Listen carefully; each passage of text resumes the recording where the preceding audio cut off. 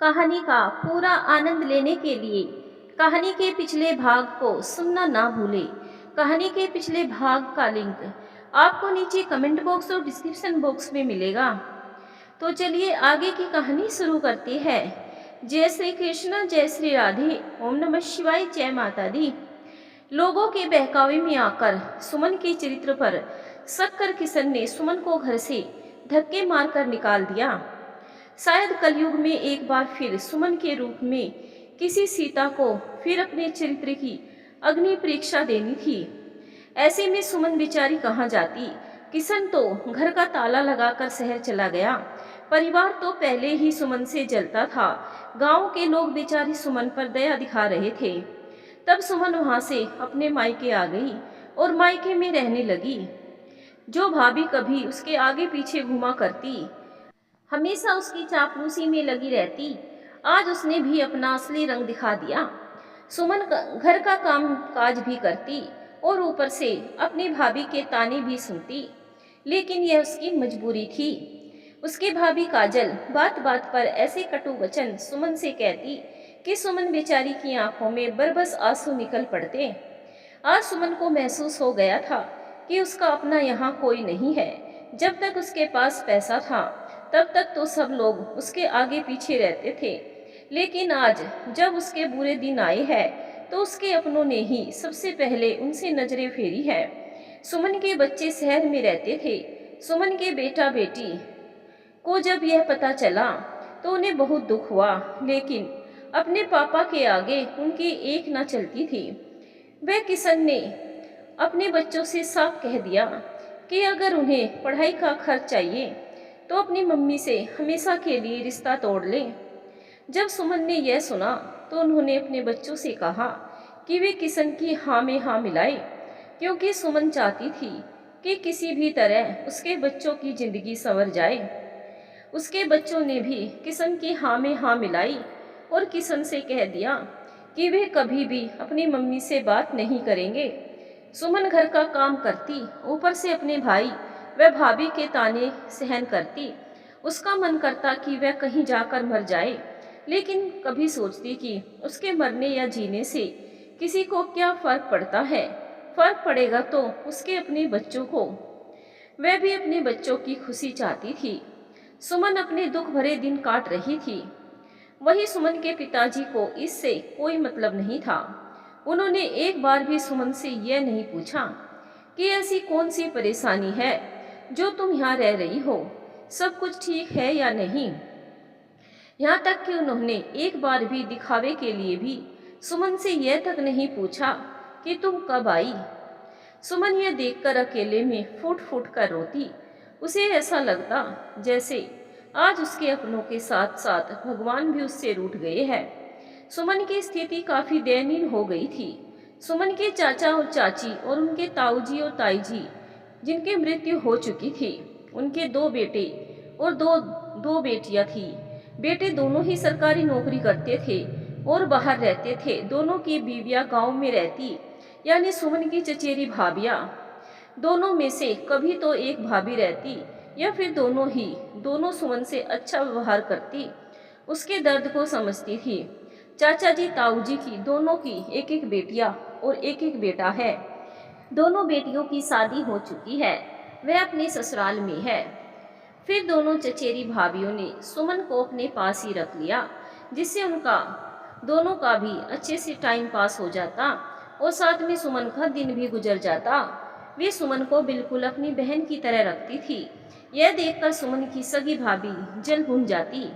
गांव की औरतें जब काजल से कहती कि तुम्हारी ननंद वहाँ क्यों रहती है, तो काजल उस पर उल्टे सीधे इल्जाम लगाती और उसके बारे में मनगढ़ंत कहानियां बनाकर लोगों को सुनाती।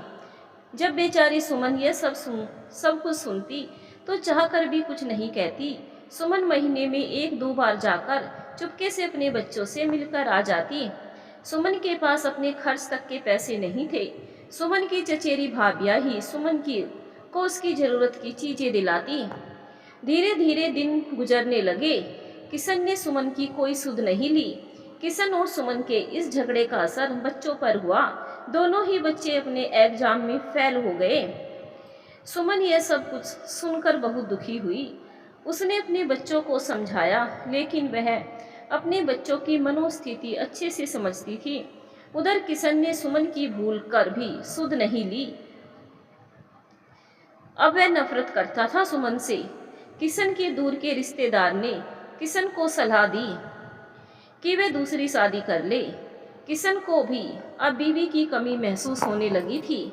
इसीलिए उन्होंने कहा कि अगर उसकी नज़र में कोई लड़की हो तो बताए। उस दूर के रिश्तेदार ने उसे एक लड़की के बारे में बताया कि लड़की बहुत ही गरीब परिवार से है। बस उन्हें अपनी लड़की के लिए लड़का चाहिए। उम्र से भी उन्हें कोई मतलब नहीं है। उनके परिवार की स्थिति काफ़ी दयनीय है। लड़की के भाई ने नशा कर करके घर की सब चीज़ बेच दी और उनकी स्थिति दयनीय हो गई कि उसने उनके ऊपर 10 लाख का कर्ज भी चढ़ा दिया। उनके ऊपर 10 लाख का कर्ज चढ़ा हुआ है। इसीलिए अगर तुम 10 लाख उस लड़की के घर का कर्ज चुका दो तो तुम्हारी शादी उस लड़की से हो सकती है। लड़की की तुम चिंता मत करो, देखने में सुंदर है।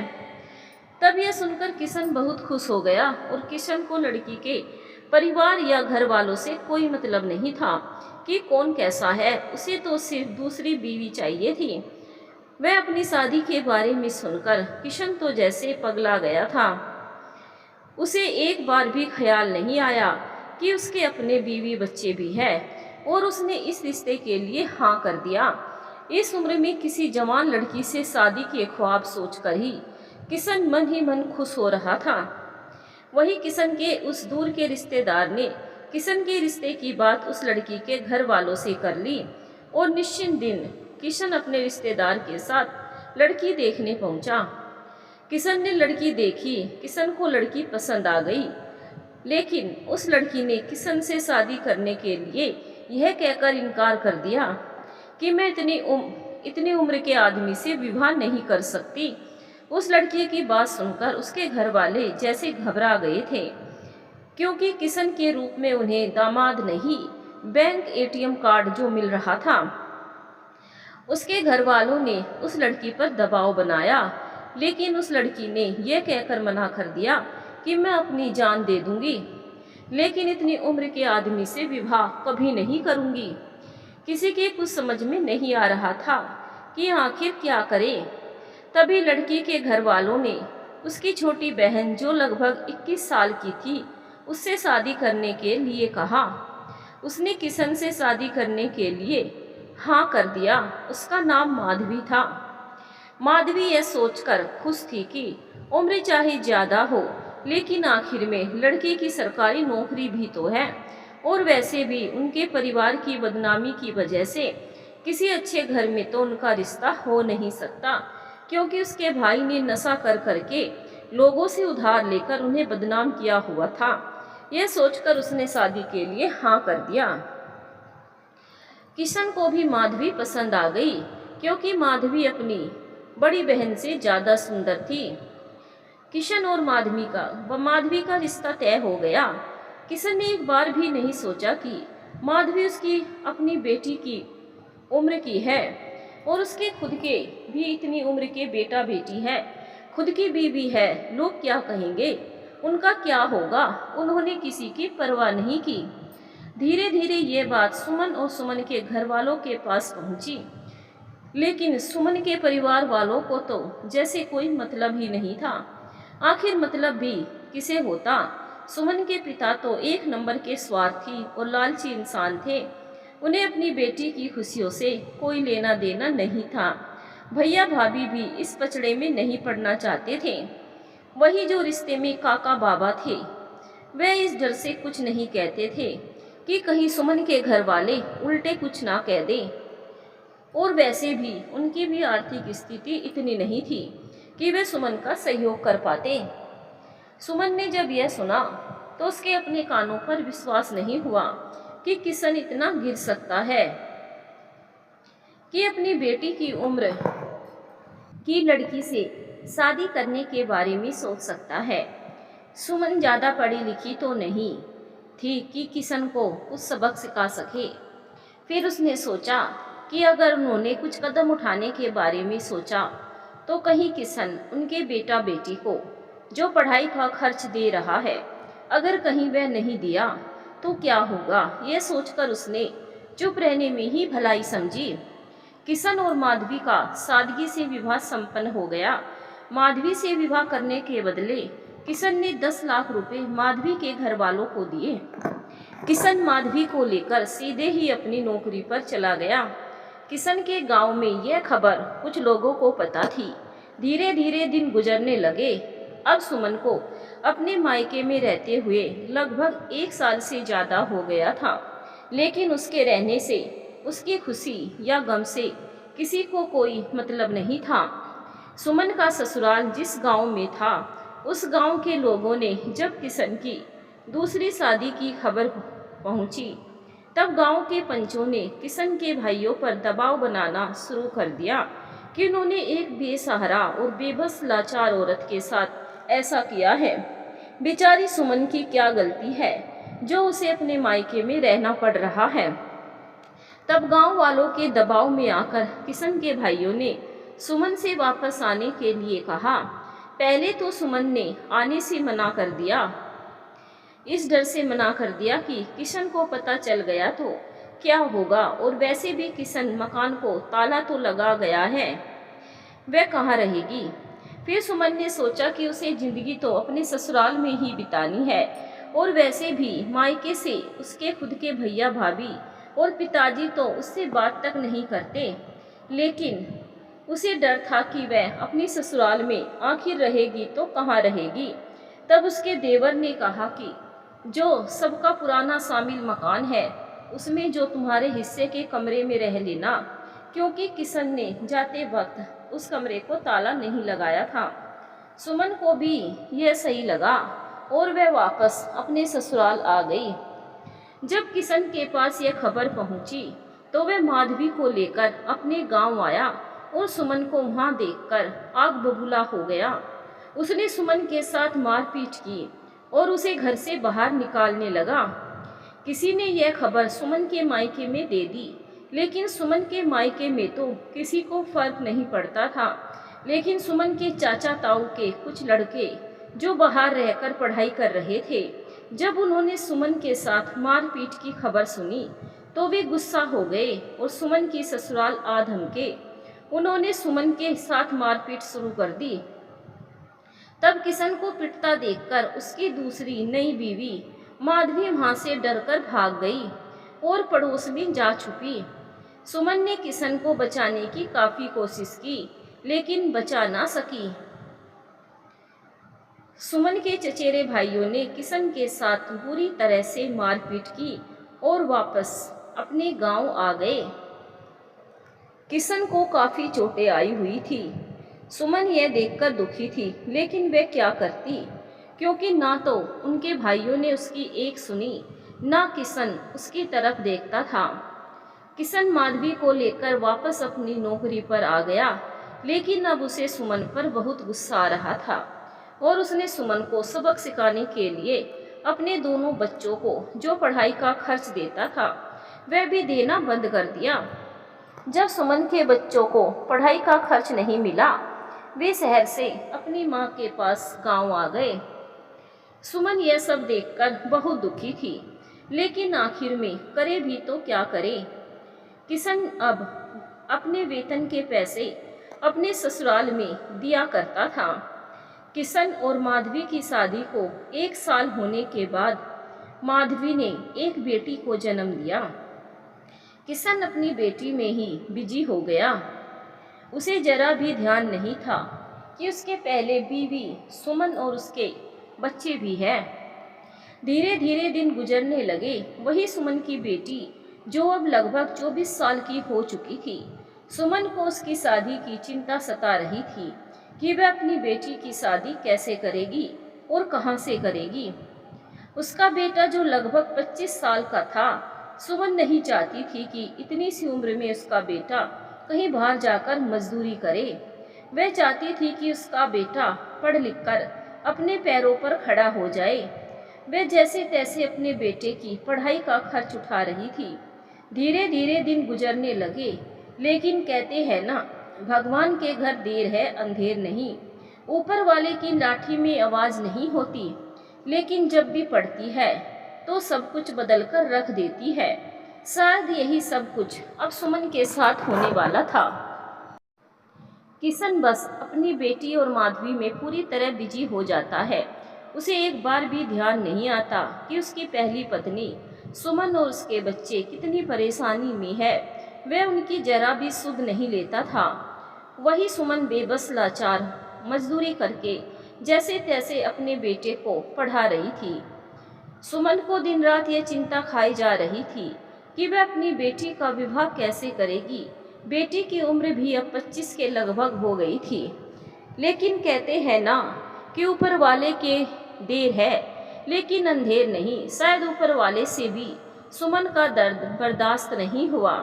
ऐसे में एक दिन किशन जब अपने ऑफिस गया तो अचानक उसके सीने में तेज दर्द उठा और उससे बर्दाश्त नहीं हुआ और वह ऑफिस से छुट्टी लेकर घर आ गया।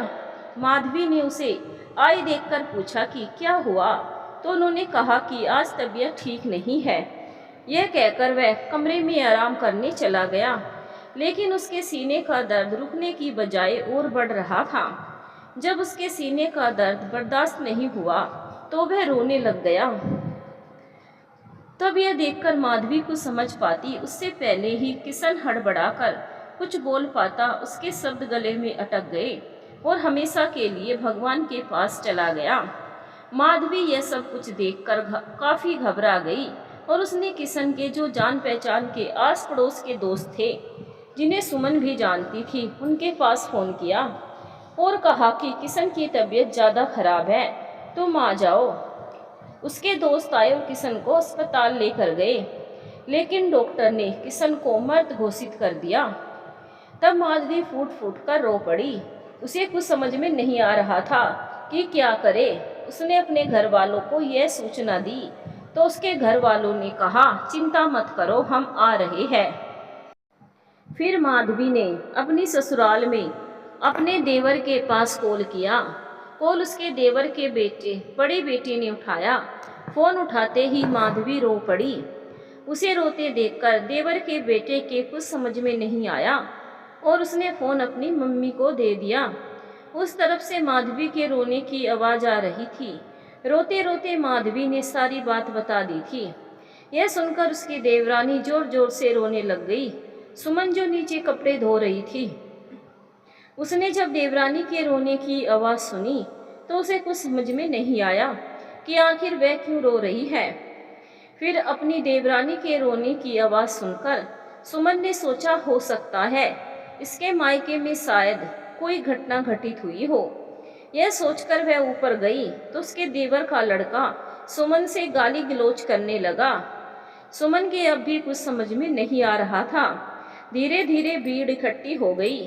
तब आस पड़ोस के लोगों ने उस लड़के को चुप कराया और उसे डांटा कि यह तुम्हारी ताई जी है, रिश्ते में बड़ी मम्मी लगती है, इस तरह तुम्हें इसे गाली गलौज नहीं करना चाहिए। यह सुनकर वह लड़का बोला कि यह मेरी बड़ी मम्मी नहीं है, यह डायन है, इसने मेरे बड़े पापा को भी नहीं छोड़ा, मेरे बड़े पापा अब नहीं रहे। यह सुनकर सब लोग हैरान रह गए। किसी के कुछ समझ में नहीं आ रहा था कि आखिर में यह कैसे हुआ। सुमन ने जब यह सब कुछ सुना तो उसके पैरों तले जमीन खिसक गई और वह धम से वहीं जमीन पर बैठ गई। उसे कुछ समझ नहीं आ रहा था कि यह सब कुछ कैसे कब हुआ। फिर सुमन ने आस पड़ोस के लोगों को कहते सुना कि अचानक कैसे किशन खत्म हो गए, ऐसे कैसे उनकी मौत हो गई। तब यह सुनकर सुमन को कुछ होश आया और वह फूट फूट कर रो पड़ी। आस पड़ोस की कुछ औरतों ने उसे चुप कराया। तब सुमन के देवर और जेठ जी ने फोन कर माधवी और उसके घर वालों से कहा कि वे लोग किशन को लेकर आ जाए। जब किशन की लाश गांव में आई तो चारों तरफ सन्नाटा पसरा हुआ था। सुमन अपने पति की लाश को देखकर उसे लिपटकर फूट फूट कर रो पड़ी। उसे रोते देखकर उसके परिवार में उससे जलने वाले लोग उसके बारे में उल्टी सीधी बातें बनाने लगे कि अब तो कलेजे को ठंडक पड़ गई है इस डायन के, अब तो मुक्ति मिल गई इसको, डायन खा गई अपने आदमी को। वहीं गांव के लोग किशन का दुख समझ रहे थे, सुमन का दुख समझ रहे थे और साथ में ही किशन को ही भला बुरा कह रहे थे कि अच्छा हुआ जो ये नहीं रहा, भगवान ने आखिर इसे इसके किए की सजा दे दी। अरे कितना दुख दिया था सुमन और उसके बच्चों को, अब शायद इसके मरने के बाद इन्हें कुछ राहत महसूस हो, सरकार की तरफ से उन्हें कुछ सहयोग राशि मिल जाए। गांव के लोगों को किशन के मरने की खुशी हो रही थी। सब लोग यह सोचकर खुश थे कि किशन के जाने से अब शायद सुमन और उसके बच्चों को कुछ सहयोग सरकार की तरफ से मिल जाए। वही सुमन की समझ में नहीं आ रहा था कि वह अपने पति की मौत की खुशी मनाए या गम, वह विधवा होने का गम मनाए या फिर अपने बच्चों के आने वाले उज्जवल भविष्य की खुशी, उसे कुछ समझ में नहीं आ रहा था। फिर पूरे विधि विधान से किशन का दाह संस्कार कर दिया गया। वही किशन की मौत के तीसरे दिन ही उसकी बीवी माधवी ने अपना हक जताना शुरू कर दिया। उसने बताया कि मैं किशन के दूसरे बच्चे की मां बनने वाली हूँ। यह सुनकर सब लोग हैरान रह गए। ऐसे में उसे भी उसका हक मिलना चाहिए। आगे क्या होगा? क्या सुमन को उसका हक मिलेगा? क्या सुमन के बच्चों को उनका हक मिलेगा? आगे क्या लिखा है सुमन के और उसके बच्चों की किस्मत में? माधवी अब क्या करेगी? आगे की कहानी सुनने के लिए चैनल को सब्सक्राइब जरूर करें और वीडियो को लाइक भी जरूर करें। कमेंट करके हमें ज़रूर बताएं कि आपको कहानी कैसी लगी। मिलेंगे कहानी के अगले भाग में। धन्यवाद दोस्तों।